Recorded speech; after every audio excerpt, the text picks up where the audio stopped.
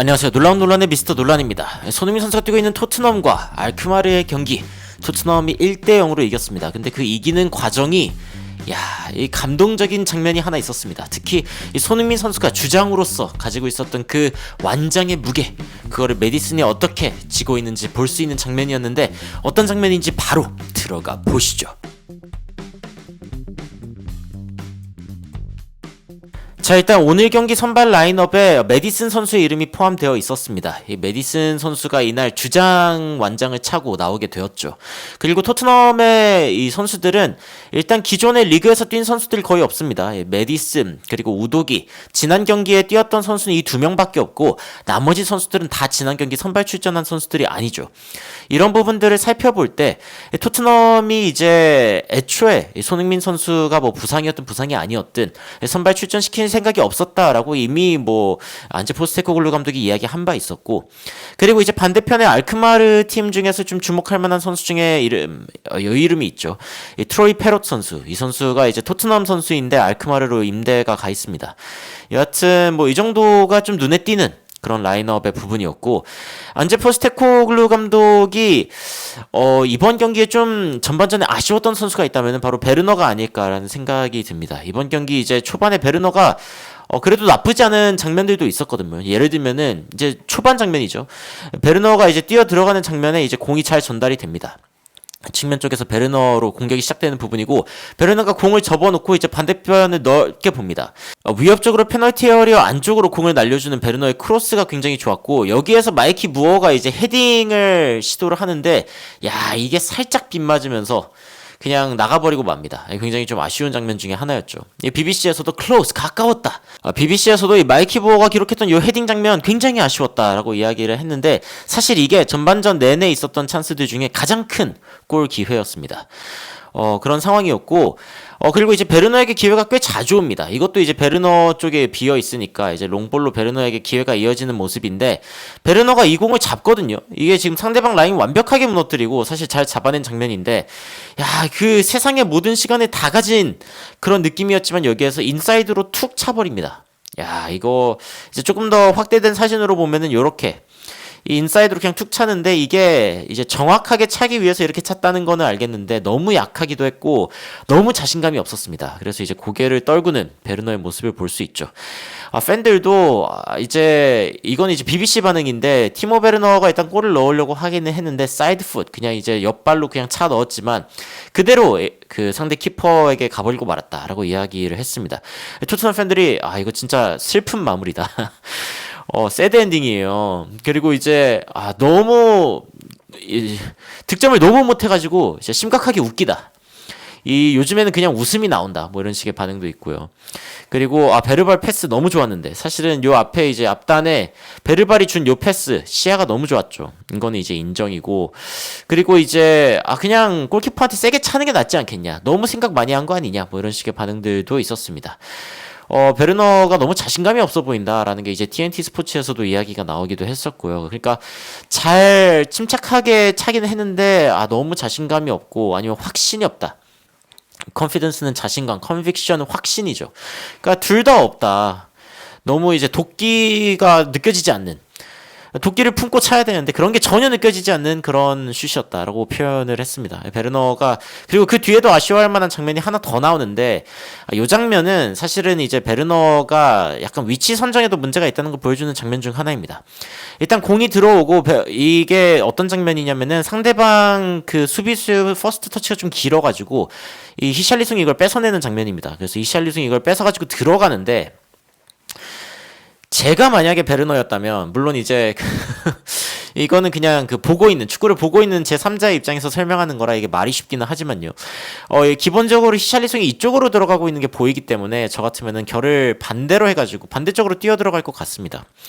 근데 이제 결을 똑같이 해서 들어가 버리죠. 이런 상황이면은 상대방이 마크하기가 좀 편해집니다. 왜냐면은 반대쪽으로 뛰어 들어간 게 아니라 그러니까 같은 계열의 방향이기 때문에 방어해야 되는 방향이 이제 정해져 있기 때문이죠. 그래서 이쪽으로 이제 히샬리송이 패스를 주는데 이 패스가 그래도 좋았습니다. 히샬리송의 패스가 좀 좋았고 이거를 그대로 받아가지고 이제 스피드를 살린 베르너가 마지막에 슈팅까지 시도하긴 했는데 이게 붕 떠버렸습니다.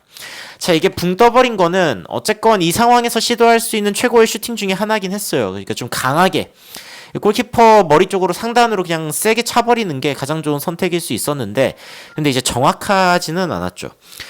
제가 봤을 때 근데 그것보다 좀 아쉬운 거는 그 앞에서 뛸 때 좀 돌아 뛰었으면 좋았겠다. 히샬리송이 공을 뺏었구나라는 걸 느꼈을 때 바로 돌아 뛰었으면은 요 장면에서 이제 티모 베르너가 요쪽에 있었을 수 있었는데 그러면은 이제 이쪽으로 패스가 들어갔다면은 완벽하게 이제 넓은 각도에서 슈팅을 할 수 있었겠죠. 그러면은 이제 좁은 각도에서 슈팅을 하는 것보다는 훨씬 쉬웠을 텐데라는 생각이 드는 장면이었습니다.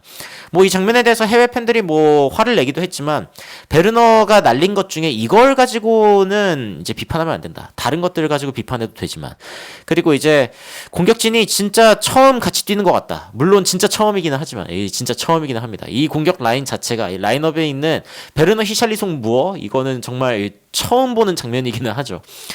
여튼 그렇고 해외 팬들이 또 어떤 반응을 했냐면은 티모 힘내. 저건 너 실수가 아니었어. 이렇게 얘기했는데 슈팅 자체는 그렇습니다만 여튼 움직임은 좀 아쉬웠다. 전반전의 슈팅을 좀 살펴보면은 티모 베르너의 첫 번째 슈팅, 두 번째 슈팅 사실은 다 이제 슈팅 그 기회에 비해서 사실은 좀 골 가능성이 그렇게 높진 않은 장면들이었습니다. 베르너가 놓친 게 사실은 뭐 이해가 되는 장면들이지만 마이키 무어가 놓친 요 장면, 헤딩 해가지고 이제 날아갔던 장면은 거의 뭐 40%대의 그 기대 득점 값이었는데 이게 안 들어간 게 좀 아쉽다면 아쉬웠죠. 근데 이제 티모 베르너가 받은 기회에 비해서 좀 아쉬웠다는 거는 좀 사실이고 그리고 마이키 무어가 사실은 또 왼쪽에서 더 좋은 활약을 보여주기 때문에 포스테코글루 감독이 용단을 내립니다. 존슨을 투입하면서 존슨을 오른쪽으로 보내고 마이키 무어 선수를 이제 왼쪽으로 보내는 판단을 하죠. 그리고 이제 들어가자마자 존슨은 슈팅을 하면서 또 좋은 모습을 보여주기는 합니다. 그런데 이제 정작 골은 어디서 터졌냐? 자, 이 장면은 뒤에서 롱볼이 들어오는데 이게 이제 앞쪽에서 뛰어들어가고 있는 주장 원장 보이시죠? 이 메디슨에게 들어가는 장면입니다. 근데 메디슨이 이 퍼스트 터치를 약간 좀 투박하게 가져갑니다. 그리고 이제 앞에서 뛰어들어오던 베르발이랑 좀 겹치죠. 그래서 베르발이 자연스럽게 약간 좀 긴 퍼스트 터치를 바로 슈팅으로 마무리를 하려고 했는데 이 발을 걸어버립니다. 그래서 이제 상대 수비수의 발에 이게 걸리면서 이제 넘어져 버리게 되면서 이게 사실은 이제 페널티킥 장면으로 이어지거든요. 여기에서 이제 만약에 메디슨이 제대로 잡아가지고 바로 슈팅을 했다면 좋았을 텐데 여하튼 퍼스트 터치가 길어서 이쪽으로 넘어갔고 이거를 베르발이 차려고 하는데 뒤에서 이제 발을 걸어버린 겁니다. 그래가지고 이제 페널티킥 상황이 터졌는데 여기가 이제 흥미로운 지점이죠. 제가 봤을 때는 원래는 메디슨이 차기로 되어 있었던 것 같아요. 그런데 히샬리송이 나 차고 싶다. 이거는 이제 내가 원래 차야 된다의 바디랭귀지가 아니죠.